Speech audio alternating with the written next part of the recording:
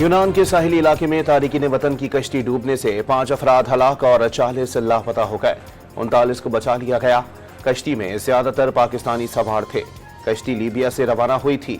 यूनानी coast guard के साथ इटली के हेलीकॉप्टर भी इमदादी सरगर्मियों में मसरूफ। वजीर आजम का यूनान में कश्ती हादसे में पाकिस्तानियों के जाँ बहक होने पर इजहार अफसोस। तमाम जरूरी इकदाम उठाने की हिदायत। वफाकी वजीर दाखिला ने वाक़ये की तहकीकात के लिए एडिशनल सेक्रेटरी दाखिला की सरबराही में कमेटी तश्कील दे दी।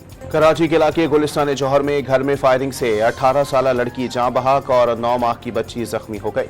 अहले खाना के बयान में तजाद के बाइस पुलिस ने मामला मशकूक करार दे दिया। वाक़ये की तहकीकात शुरू कर दी।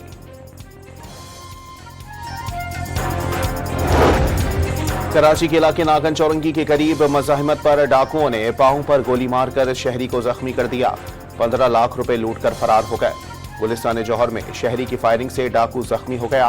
पुलिस ने गिरफ्तार कर लिया।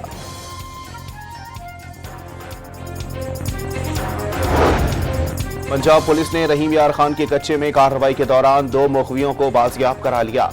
एक अगवाकार को भी गिरफ्तार कर लिया। कश्मीर में पुलिस ने 6 अफराद को अगवा होने से बचा लिया। डी चौक एहतजाज केस में गिरफ्तार तहरीक इंसाफ के कारकुनों को अदालती हुक्म के बावजूद रिहाई न मिली। इंसदादी दहशतगर्दी अदालत ने 81 मुल्जिमान के मुकदमात डिस्चार्ज किए। पुलिस ने अदालत से बाहर निकलते ही दोबारा गिरफ्तार कर लिया। वज़ीर आज़म ने सदर मुमलिकत को 17 दिसंबर को पार्लियामेंट का मुश्तरका इजलास बुलाने की एडवाइस भिजवा दी।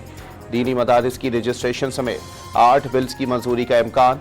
दीनी मदारिस की रजिस्ट्रेशन से मुताल्लिक नए बिल पर हुकूमत और JUI के दरमियान मशावरत। कराची में यूनिवर्सिटी रोड पर 84 इंच कुतर की पाइपलाइन दोबारा टूट गई। शहर को 70% पानी की सप्लाई मुअत्तल। 250 मिलियन गैलन पानी की यौमिया किल्लत पैदा हो गई। जामे कराची के करीब BRT रेड लाइन के तामीराती काम के दौरान पानी की लाइन तीसरी मरतबा टूटी है।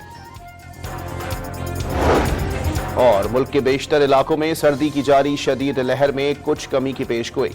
बलोचिस्तान में हल्की बारिश और बर्फबारी का इम्कान।